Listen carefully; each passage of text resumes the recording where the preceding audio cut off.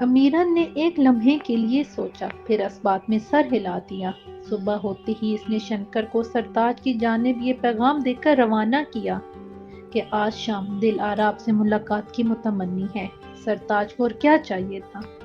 اس سے تو دن گزارنا مشکل ہو رہا تھا۔ دوسری جانب دل آرا چمن بہار کو بخش دین کے واپس آنے کے متعلق بتا چکی تھی اور ایک بار پھر کمہارن کے یہاں جاننا چاہتی تھی، جہاں سے وہ بخش دین کی آواز سن سکے، اسے اپنی سماعت کا حصہ بنا سکے، اپنی روح میں گھول سکے۔ چمن بہار نے امیرن سے کیا کہا یہ تو اسے پتہ نہیں چلا، لیکن اسے تھوڑی دیر کے لیے باہر جانے کی اجازت مل ہی گئی۔ کمہارن ایک بار پھر دل آرا کو اپنے دروازے پر دیکھ کر حیران نہیں ہوئی تھی۔ دل آرا، مجھے یقین تھا کہ تم ضرور آؤ گی۔ آج صبح فجر میں بخش دین کی مخصوص آواز سنائی تھی تو میں سمجھ گئی تھی کہ یہ آواز تمہیں کشاں کشاں میرے دروازے پر لے آئے گی۔ کمہارن کی بات سن کر دل آرا مسکرائی اور بولی، اماں، بخش دین کی آواز میری روح میں سنائی دیتی ہے۔ میرے یہاں آنے کا مقصد اس کی آواز سننے کے ساتھ آپ سے ملنا بھی تھا۔ میں آپ سے دعا لینے آئی ہوں۔ آج میں اپنی زندگی کے اہم فیصلے سے گزروں گی۔ مجھے دعا دیں کہ میں ثابت قدم رہوں۔ کمہارن نے اسے اپنے پاس بٹھایا اور بولی، میری دعائیں تمہارے ساتھ ہیں، پروردگار تمہیں ثابت قدم رکھے۔ اسی اثنا میں عصر کی اذان شروع ہوئی اور دل آرا کا روم روم جیسے کان بن گیا۔ جتنی دیر بخش دین کی آواز فضا میں گونجتی رہی، جس کی دھڑکنیں اتھل پتھل رہیں، اذان ختم ہوئی تو وہ جیسے ہوش میں آئی اور کمہارن سے رخصت لے کر باہر کھڑی پالکی میں جا بیٹھی، جس کا رخ ایک بار پھر گھومتی گلی کی جانب تھا۔ دل آرا کے جانے کے بعد کمہارن نے چرپائی سے اٹھنا چاہا تو اس کے ہاتھ کپڑے کی ایک پوٹلی سے ٹکرائے جو اس کے تکیے کے پاس دری تھی۔ اس نے پوٹلی کھولی تو اس کی آنکھیں چندی آ گئیں۔ پوٹلی میں بڑی تعداد میں پڑی اشرفیاں کمہارن سے عقیدت اور دل آرا کی سخاوت ظاہر کر رہی تھیں۔ شام ہوتے ہی سرتاج امیرن کے کوٹھے پر موجود تھا۔ وہ مقررہ وقت سے کچھ پہلے ہی آ گیا تھا۔ دل آرا بھی اس کے انتظار میں تھی۔ چمن بہار نے سرتاج کے آنے کے بارے میں بتایا تو وہ فوراً ہی ملاقاتی کمرے کی جانب بڑھ گئی۔ وہ کمرے میں پہنچی تو سرتاج کو اپنا محوِ انتظار پایا۔ میری خوش نصیبی، آج آپ نے مجھے یاد کیا۔ کہیے اب کون سا امتحان مقصود ہے میرا؟ آپ بے فکر رہیے، یہ آپ کا آخری امتحان ہے۔ اگر آپ اس میں کامیاب پائے تو شاید مجھے بھی میری بے قراری کا حل مل جائے اور آپ کو بھی آپ کے سوالوں کے جواب مل جائیں گے۔ کہیے، میں تیار ہوں۔ آپ کو یاد ہوگا کہ آپ جب دلی سے واپس آئے تھے تو مجھے اپنے ایک دوست بخش دین کے بارے میں بتایا کرتے تھے، جو یہیں لکھنؤ کے رہنے والے ہیں۔ جی مجھے یاد ہے، میں آپ کے دوست سے ملنا چاہتی ہوں۔ آپ انہیں میرے بارے میں کچھ نہیں بتائیں گے، بس انہیں مجھ سے ملنے پر راضی کریں گے۔ اس سے پہلے کہ سرتاج کچھ کہتا، وہ مزید بولی، ابھی کچھ مت پوچھیے گا کہ میں ان سے کیوں ملنا چاہتی ہوں یا انہیں کیسے جانتی ہوں۔ میرا یقین کریں، اس ملاقات کے بعد میں آپ سے کچھ نہیں چھپاؤں گی، لیکن میں ان سے یہاں نہیں ملنا چاہتی۔ ہماری ملاقات کل شام آپ کے گھر پر ہوگی۔ مجھے امید ہے کہ آپ میرا یہ کام بھی ضرور کریں گے۔ دل آرا کی فرمائش پر سرتاج عجیب مخمصے میں پھنس گیا تھا۔ سمجھ میں نہیں آ رہا تھا کہ کیا کرے۔ بخش دین کے گھر وہ ایک بار ہی گیا تھا اور اتنا سمجھ گیا تھا کہ اس کے والد کو اس کا آنا ذرا پسند نہیں آیا تھا۔ اب وہ بخش دین سے کیسے جا کر کہے کہ دل آرا اس سے ملنا چاہتی ہے، اور جسے وہ خود بے پناہ چاہتا ہے کیونکہ اس پیش امام سے ملنے کی شدائی ہے۔ یہ باتیں اس کے ذہن میں ہلچل مچا رہی تھیں اور دل آرا اسے چکر میں پھنسا کر نہ جانے کب وہاں سے جا چکی تھی۔ خود دل آرا کے لیے بھی یہ بات کسی جوئے سے کم نہ تھی۔ اگر بخش دین اس کی اصلیت جاننے کے بعد بھی اسے قبول کر لیتا ہے تو وہ جانتی تھی کہ سرتاج اس کی خوشی کے لیے اپنے پیار کی قربانی دے سکتا ہے، لیکن اگر بخش دین نے اسے قبول نہ کیا تو کہ آگے اسے مبہت سناٹا نظر آتا تھا۔ اسے کل تک انتظار کی سولی پہ لٹکے رہنا تھا۔ اس کی قسمت کا فیصلہ ہونے میں ابھی ایک رات باقی تھی۔ آج میں کئی روز بعد مزار آیا تھا۔ ابھی میں دعا ماں کے باہر نکلنے ہی والا تھا کہ اپنے سامنے کھڑی خاتون کو دیکھ کر مجھے اپنی آنکھوں پر یقین نہ آیا۔ میری نظروں کے سامنے وہ خاتون تھی جو اس دن مائی بخشا سے ملنے آئی تھی۔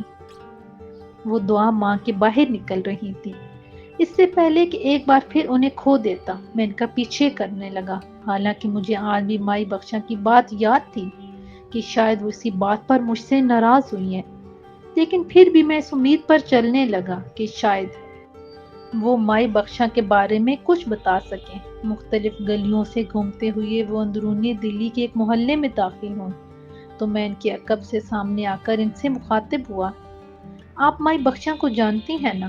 میرے اس طرح اچانک سامنے آنے پر وہ تھوڑا سا گھبرا گئیں، لیکن مائی بخشا کا نام سن کر ان کی آنکھوں میں شناسائی کی ایک جھلک نظر آئی۔ ہاں بیٹا، میں انہیں جانتی ہوں، لیکن آج وہ مجھے کہیں نظر نہیں آئے۔ کیا بات ہے، وہ ٹھیک تو ہیں؟ جی، وہ اب وہاں نہیں ہوتی۔ کیا میں آپ سے ان کے متعلق 2 منٹ بات کر سکتا ہوں؟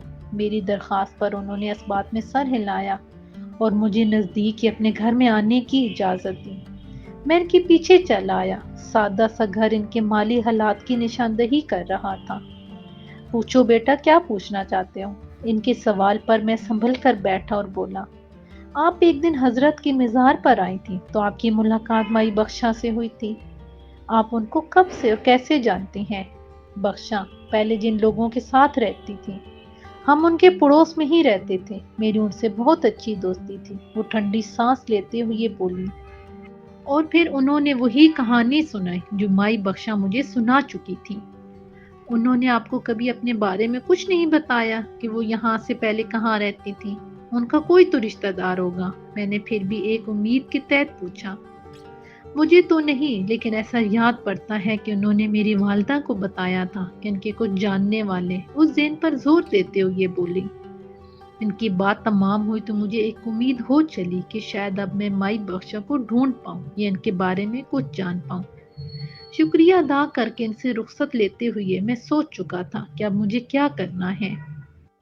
آج سرتاج کو واقعی ایسا لگ رہا تھا جیسے دل آرا نے اسے دھڑم سنکٹ میں ڈال دیا ہے۔ اس کی سمجھ میں نہیں آ رہا تھا کہ کیا کرے۔ بالآخر اس نے بخش دین سے ملنے کا فیصلہ کیا اور صبح مدرسے جا پہنچا۔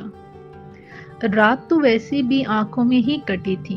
فجر کی نماز اور تسبیحات سے فارغ ہو کر بخش دین جیسے ہی مسجد سے نکلا تو سیڑھیوں پر بیٹھے سرتاج کو دیکھ کر اسے خود حیرت ہوئی۔ اسے دیکھ کر سرتاج اپنی جگہ سے اٹھ کھڑا ہوا اور آگے بڑھ کر گلے لگانے کا ارادہ موقوف ہی کیا، کیونکہ بخش دین کی آنکھوں میں اب نہ دوستی نظر آتی تھی اور نہ مروت۔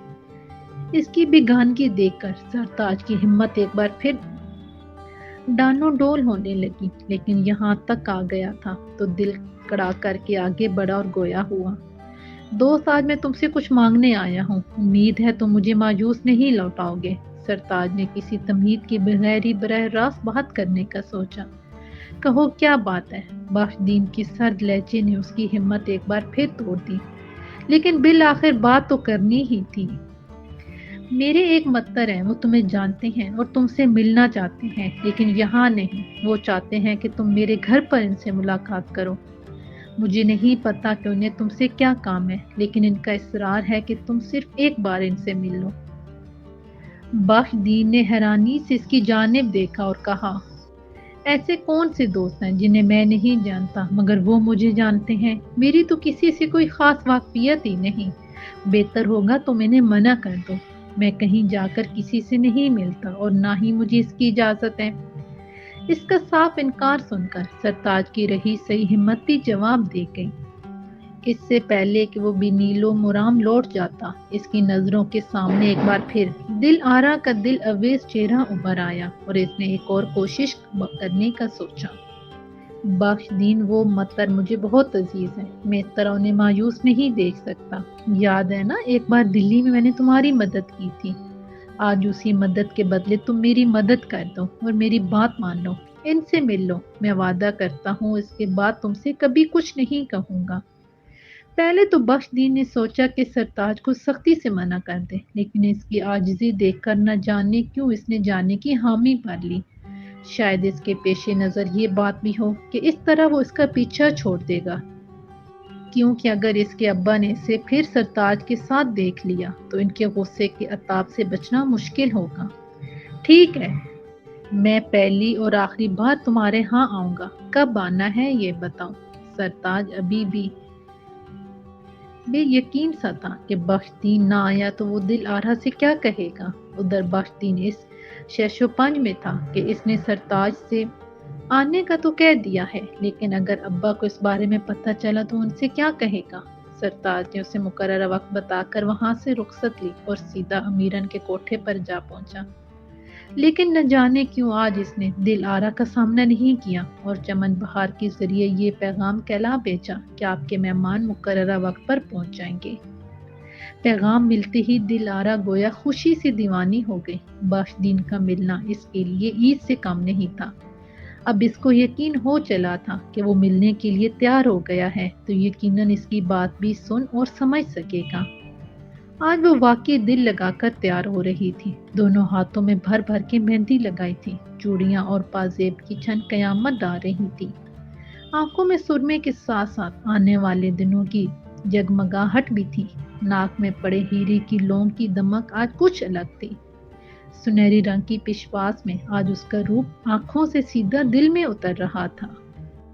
سرتاج پہلے ہی امیرن سے اجازت اور پیش کی ادائیگی کر چکا تھا، اسی لیے دل آرا کے جانے میں کسی کو کیا حد قباحت ہو سکتی تھی۔ وہ جب تیار ہو گئی تو ایک لمحے کے لیے چمن بہار بھی سے دیکھتی رہ گئی۔ آج سچی خوشی واقعی اس کے چہرے پر دمک رہی تھی۔ چمن بہار نے چپکے سے اس کی خوشیوں کی سلامتی کی دعا کی اور دل آرا اپنے دل میں لاکھوں ارمان سجائے وقت سے پہلے ہی چمن بہار کے ساتھ سرتاج کے گھر پہنچ گئی تھی۔ اور کوئی وقت ہوتا تو دل آرا کو اپنے گھر میں دیکھ کر سرتاج خوشی سے دیوانہ ہو جاتا، لیکن آج معاملہ مختلف تھا۔ اس کو ذرا بھی معلوم نہ تھا کہ دل آرا کو بخشدین سے کیا بات کرنی ہے، وہ اس کو کیسے جانتی تھی، لیکن اتنا وہ جانتا تھا کہ آج اس کے لیے بھی فیصلہ کیا جائے گا۔ دل آرا پر نظر ٹھہرنی مشکل ہو رہی تھی۔ وہ اس وقت خوبصورتی کا مرکا لگ رہی تھی۔ سرتاج نے انتہائی عزت سے ان دونوں کو مہمان خانے میں بٹھایا۔ 3 نفوس کی موجودگی کے باوجود کمرے میں بالکل خاموشی تھی۔ دل آرا کے دل کی دھڑکنیں اتھل پتھل تھیں تو سرتاج بھی خود کو عجیب مخمصے میں محسوس کر رہا تھا۔ اور چمن بہار، وہ بیچاری اس وقت آنے والے وقت کے بارے میں سوچ رہی تھی۔ بالآخر سرتاج ہی نے اس کی خاموشی کو توڑا۔